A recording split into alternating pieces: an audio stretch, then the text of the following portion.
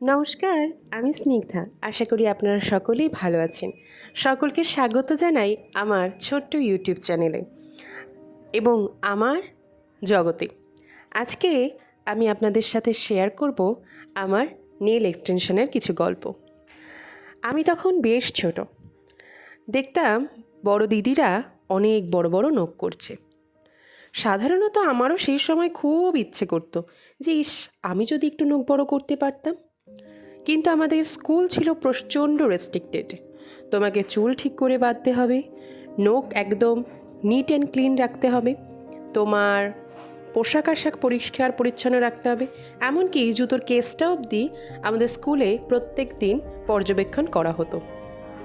তো স্বাভাবিকভাবেই সেই সময় 5 বছর বা 6 বছরের ছোট্ট মেয়েটির সুপ্ত ইচ্ছাটা মনে কোথাও একটা গিয়ে তালা বন্ধ করেই রয়ে গেছিল। কিন্তু পরবর্তীকালে যখন আমরা যাকে বলতে পারি যে কলেজে উঠি বা 11-12-এও অনেক মেয়েরা আমি দেখেছি, অনেক স্কুলও অ্যালাউ করে যে নখ বড় রাখতে। কিন্তু আমাদের স্কুলটাই, আমি ছোটোবেলা থেকেই যেই স্কুলগুলোতে পড়ে এসেছি, প্রত্যেকটা স্কুলই ছিল প্রচণ্ড রেস্ট্রিক্টেড এবং তাদের জন্য পালন করতে হতো একটা কঠোর বিধিনিষেধ। এবং সেই নিষেধাজ্ঞা যদি তুমি পালন করতে ব্যর্থ হও, তাহলে তার সমপরিমাণ তোমাকে কিন্তু পানিশমেন্টও দেওয়া হতো। অনেক সময় গার্জিয়ান কলও করা হতো। তো এই সমস্ত ভয়ভীতিতে আমি 12 অবধি কখনো নখ বড় করিনি, ইভেন কলেজেও করি না। কলেজে এসে যখন আমার স্বাধীনতা আসলো, যাকে এখন কিছু মডার্ন জেনারেশনের ছেলেমেয়েরা বলে দ্যাটস কল স্বাধীনতা, তো আমি সেই সূত্র ধরেই বলি, যখন আমার স্বাধীনতা আসলো তখন কিন্তু আমি নিজে নখ বড় করি না। এবার আসি কেন করি না। বিশেষত আমার মনে হয় যে নখের আসল সৌন্দর্য যখন নখটা আমরা ছোট রাখবো তখনই বেশি ভালো লাগে। আর সবথেকে বড় কথা, যখন আমরা কোনো শিক্ষার সঙ্গে যুক্ত বা কোনো একটা প্রফেশনাল ফিল্ডে যাচ্ছি, ঠিক সেই সময় আমাদের নিট অ্যান্ড ক্লিন এবং নখটাকে ছোট করে কেটে রাখাটা খুব দরকার। তো তোমরা সকলেই এটা জিজ্ঞেস করতেই পারো যে তুমি যখন এতই জ্ঞানী, তোমার যখন এতই জ্ঞান আছে, তাহলে তুমি কেন আজকে নেল এক্সটেনশন করছো? বিশেষত আমি কোনোদিনই অত ধৈর্য ধরে আমার নখ বড় করতে পারবো না। এটা হচ্ছে ফার্স্ট। এর আগে প্রায় 8 থেকে 9 বারের বেশি হতে পারে, আমি ঠিক কাউন্ট করিনি, আমি নখ বড় করার চেষ্টা করেছিলাম। কিন্তু ওই 2 সপ্তাহ গেলেই আমার নখটা কেমন, মনটাই কেমন করে ওঠে যে না, নখটাকে এবার কাটতে হবে। তো আমি কেটে ছোট করে দিই। যারা আমার সাথে খুব ক্লোজার বা আমার সাথে মিশেছে, ক্লোজভাবে না মিশলেও নখ তো দেখা যায়, তারা জেনে থাকবে যে আমার নখটা ঠিক কীভাবে কাটা থাকে।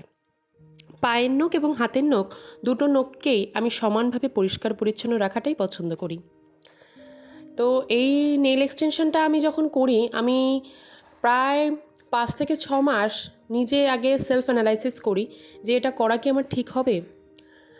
তোমরা হয়তো অনেকেই বলতে পারো যে একটা নেল করবে, তার জন্য এত দিন ধরে একটা চিন্তাভাবনা।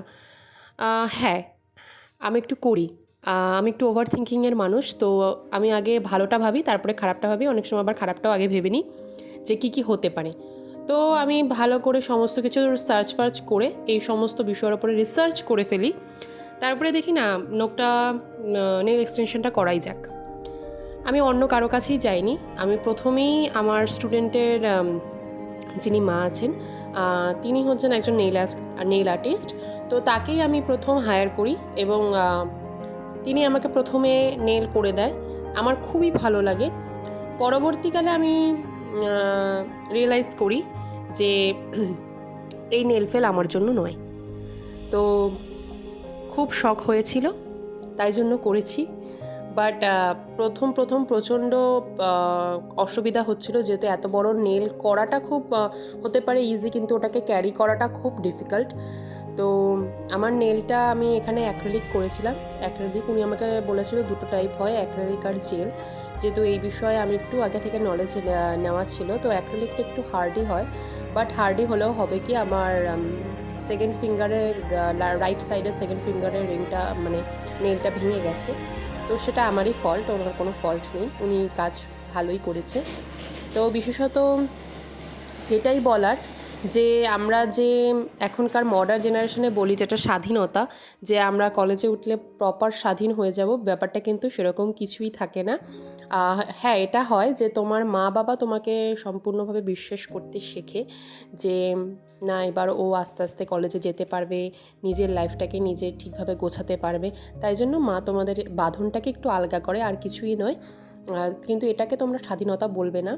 স্বাধীনতা অবশ্যই তোমরা ছোটোবেলা থেকেই পেয়ে আসছো, তাই জন্য আজকে তুমি শিক্ষার অধিকার, বাসস্থানের অধিকার, খাদ্যের অধিকার, এই তিনটে ইম্পর্টেন্ট নেসেসারি থিংস আমাদের যেটা দরকার, এটাকে এই তিনটে জিনিস যদি থাকে কোনো বাচ্চার বা কোনো নাগরিকের, তাহলে সে বলতেই পারে সে স্বাধীন দেশের নাগরিক বা সে স্বাধীন, তার কাছে স্বাধীনতা রয়েছে।